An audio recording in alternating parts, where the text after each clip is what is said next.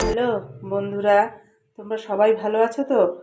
হ্যাঁ, আমিও ভালো আছি। এই দেখো, একটা নতুন ব্লগে চলে এসেছি। আজকে আমি তিলের নাড়ু বানাবো। আমাকে খুব জোর করে ধরেছে আমার এক দিদি, তাকে তিলের নাড়ু বানিয়ে দিতে হবে। তাই কিছুটা তিল আমি কিনে নিয়ে এসেছি। এই দেখো, এখানে 1 কিলো তিল কিনেছি, এই যে। আর এখানে প্রায় 2 কিলো গুড় আছে। এবার আমি তিলের নাড়ুটা বানাবো। এই যে গ্যাস আর কড়াই তো বসিয়েই দিয়েছি। এখন আমি গ্যাসটাকে জ্বালিয়ে দিচ্ছি আর তিলটাকে সুন্দর করে ভেজে আমি এখন দিয়ে দিচ্ছি কড়াইতে। কড়াইটা গরম হয়ে গেলে তারপরে তিলটা দিতে হয়। তা আমি এখন দিয়ে দিয়েছি, গরম হয়ে গেছে। দেখো, তিলটাকে আমি সুন্দর করে লাল লাল করে ভেজে নেব। লালচে ভাব না হলে তিলটা করা যাবে না, কটকটা নাড়ুটাও হবে না। খুব সুন্দরভাবে খেতে, খুব সুস্বাদু হবে আর খেতে মজাদার রেসিপি এটা। তিলের নাড়ু সবাই বানায় ঠিকই, তুমি এই নাড়ুটা খেয়ে দেখো, বানিয়ে খুব সুন্দর লাগবে খেতে।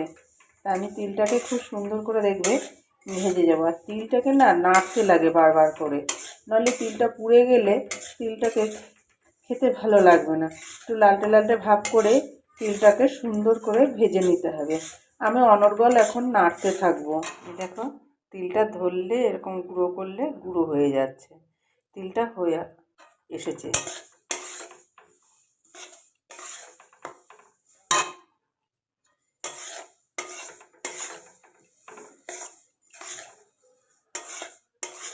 আর তিল ভাজলে খুব সুন্দর একটা গন্ধ বেরোবে, খুব সুন্দর গন্ধটা বেরোবে।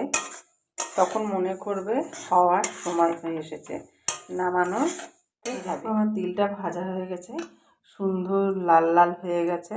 আমি এটাকে নামিয়ে রেখেছি। এবার আমি গুড় দিয়ে দেব। এই দেখো, আমি অল্প অল্প গুড় দিয়ে আস্তে আস্তে করে করব, কারণ একসাথে দিতে গেলে নাড়ুটা খুব একটা ভালো হবে না। এই জন্য আমি অল্প অল্প করে দিয়ে, অল্প অল্প তিল দিয়ে আস্তে আস্তে করে সুন্দর করে করব। তোমরা দেখো।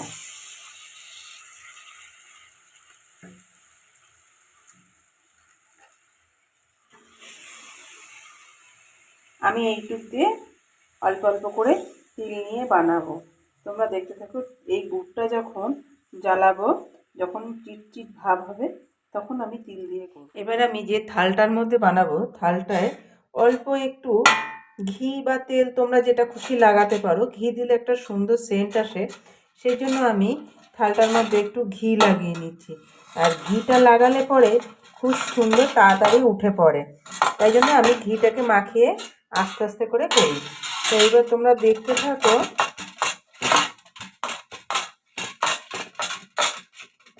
একটু হাত দিয়ে ডলে নিলাম ঘিটাকে। আর এইদিকে গুড়টা দেখো কি সুন্দর গলে গেছে। আমি কিন্তু জল দেবো না এক ফোঁটাও, আস্তে আস্তে সুন্দর করে এটাকে চিট বানাবো। চিট বানিয়ে তারপরে আস্তে আস্তে করে করবো। যে না, দেখো গুড়টা কি সুন্দর পাক হয়ে আসছে। এই দেখো, খুব সুন্দর পাক হয়ে আসছে। আস্তে আস্তে করলে পরে, আর গুড়ের দিয়ে করা তো তিলের নাড়ু, প্রচণ্ড পরিমাণে হাতে গরম লাগে। আর হাতে যদি একবার একটু গুড় পড়ে যায়, তবে তো হাতের অবস্থা খুব কাহিল হয়ে যাবে।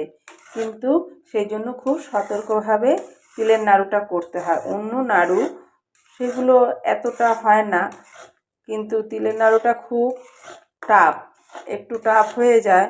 এটাকে খুব দেখে শুনে করতে লাগবে,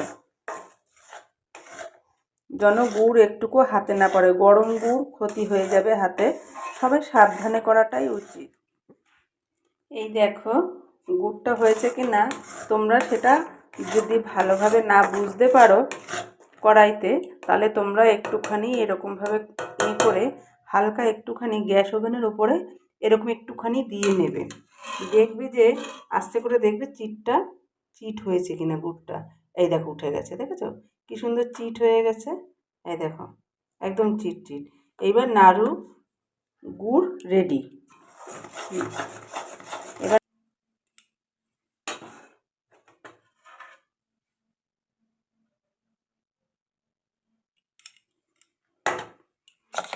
আমি হয়তো তোমাদের পাকানোটা ভালোভাবে দেখাতে পারবো না, কারণ আমি একা একা মোবাইলটা ধরছি তো।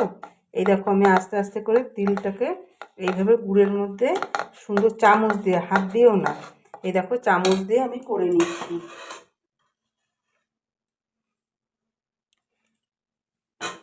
এই দেখো সুন্দরভাবে। এবার আমি আর তোমাদের পাকানোটা দেখাতে পারবো না, কারণ আমি তো একা একা মোবাইলটা ধরছি, পাকাতে গেলে আমার দুটো হাত লাগবে, যার জন্য আমি আর দেখাতে পারছি না। আমি এইভাবে করে নিই আস্তে করে, তারপরে তোমাদের পাকানোটা পরে। দেখো তিলের নাড়ুগুলো কি সুন্দর হয়েছে, দেখো আওয়াজ দেখো, খুব সুন্দর আওয়াজ। আমি অল্প অল্প করে করছি, তোমাদেরকে দেখাচ্ছি। দেখো খুব গরম বলে তাই জন্য আমি হাতে এরকমভাবে করে নিচ্ছি। খুব গরম গুড় তো, এই জন্য এরকমভাবে করে নিয়ে আমি দেখো ছোট ছোট করে এরকম করে নেব, তাহলে তাড়াতাড়ি করে আমার নাড়ুটা পাকাতে সুবিধা হয়ে যাবে।